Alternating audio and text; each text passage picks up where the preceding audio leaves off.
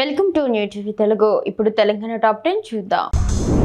Mahabub Nagar rural మండల BRS నాయకులు కార్యకర్తలతో మాజీ మంత్రి వి శ్రీనివాస్ గౌడ్, దేవరకద్ర మాజీ ఎమ్మెల్యే ఆళ్ల వెంకటేశ్వర రెడ్డి సమావేశమయ్యారు. పార్టీ గుర్తు లేకుండా జరిగిన ఎన్నికల్లోనూ విజయం సాధించామని ఆళ్ల వెంకటేశ్వర రెడ్డి కొనియాడారు. రాబోయే స్థానిక సంస్థల ఎన్నికల్లో పార్టీ గుర్తులు ఉంటాయని, అప్పుడు మరింత మెరుగైన ఫలితాలు సాధిస్తామని ఆయన ధీమా వ్యక్తం చేశారు. ఈ సమావేశం పార్టీ కార్యకర్తలకు మరింత ఉత్సాహాన్ని నింపింది.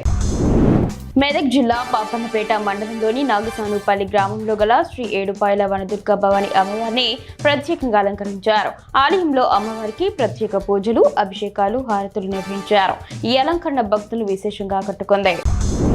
కొత్తగూడెం స్థానిక సంస్థల ఎన్నికల్లో కాంగ్రెస్ పార్టీ 3 మండలాల్లో తన ఆధిపత్యాన్ని చాటుకుంది. లక్ష్మీదేవిపల్లిలో 31 పంచాయతీలకు గాను కాంగ్రెస్ 17, సిపిఐ 12, బీఆర్ఎస్ 1, ఇతరులు 1 స్థానాల్లో గెలుపొందాయి. సుజాత నగర్లో 13 పంచాయతీలకు కాంగ్రెస్ 10, సిపిఐ 3 స్థానాల్లో విజయం సాధించింది. జూలూరుపాడులో 23 పంచాయతీలకు కాంగ్రెస్ 18, బీఆర్ఎస్ 3, ఇతరులు 2 స్థానాల్లో గెలుపొందింది.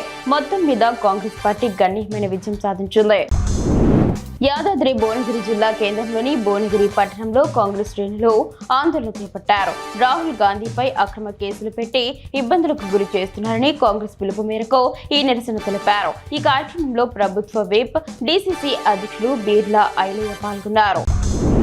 హుస్నాబాద్ మున్సిపాలిటీని రాష్ట్రంలో ఆదర్శంగా తీర్చిదిద్దేందుకు అన్ని రంగాల్లో అభివృద్ధి చేసేలా కార్యాచరణ రూపొందిస్తున్నామని మంత్రి పొన్నం ప్రభాకర్ తెలిపారు. హుస్నాబాద్ పట్టణంలో స్థానిక నాయకులు, కార్యకర్తలతో కలిసి బైక్ నడుపుతూ మున్సిపాలిటీలో జరుగుతున్న అభివృద్ధి కార్యక్రమాల్లో మంత్రి పరిశీలించారు. ఈ సందర్భంగా అభివృద్ధి పనులపై మున్సిపల్ కమిషనర్ ఇతర అధికారులకు సూచనలు చేస్తూ పెండింగ్ పనులు వేగవంతం చేయాలని, పట్టణంలో ఎక్కడెక్కడ రోడ్లు, డ్రైనేజీ పనులు అవసరమున్నాయో ఆరా తీశారు.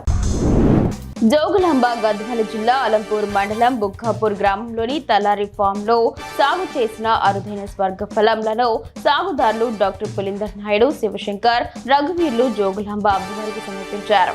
క్యాన్సర్, హార్ట్ రోగాలను నయం చేసే టమాటా కంటే అధిక లైకోపిన్ ఉన్న ఈ పండ్లను తొలి ఫలంగా లోక కళ్యాణార్థం అర్పించినట్లు తెలిపారు. ఈ అరుదైన సాగు అలంపూర్ రైతులకు కొత్త దిశను చూపిస్తోంది.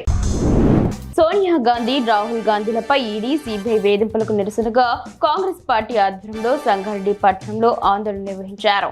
ప్రభుత్వ అతిథి గృహం నుంచి కొత్త బస్టాండ్ వరకు భారీ ర్యాలీ నిర్వహించి రాస్తారోకో చేపట్టారు. ఈ సందర్భంగా కేంద్ర ప్రభుత్వానికి వ్యతిరేకంగా పెద్ద ఎత్తున నినాదాలు చేశారు. ఈ కార్యక్రమంలో టీపీసీసీ ప్రధాన కార్యదర్శి తోపాజీ అనంత కిషన్, సిడిసి చైర్మన్ రామ్రెడ్డి పాల్గొన్నారు. ఎల్లారెడ్డి డివిజన్ కేంద్రంలోని శ్రీ షిరిడి సాయినాథుని ఆలయంలో సాయి ఆలయ ధర్మకర్త, మాజీ ఎమ్మెల్యే జనార్దన్ గౌడ్ ప్రత్యేక పూజలు నిర్వహించారు. ఆలయ పూజారి విజయ్ కుమార్ హారతులు ఇచ్చారు. ఆయనతో పాటు లింగంపేట్ అయ్యప్ప ఆలయ ధర్మకర్త రవి గౌడ్, లింగంపేట్ మండల అయ్యప్ప స్వాములు సాయి దర్శనం చేసుకున్నారు. ఈ సందర్భంగా ఆలయ ఆవరణలో అన్నప్రసాద కార్యక్రమం జరిగింది.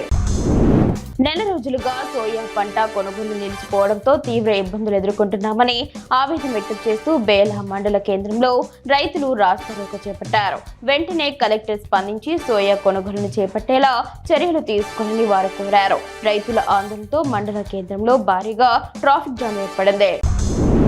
నిజామాబాద్ నగరంలో నేషనల్ హెరాల్డ్ కేసులో కాంగ్రెస్ అగ్రనాయకులను వేధిస్తున్నారని ఆరోపిస్తూ బీజేపీ కార్యాలయం ముందు ధర్నాకు వెళ్తున్న కాంగ్రెస్ కార్యకర్తలను పోలీసులు అడ్డుకున్నారు.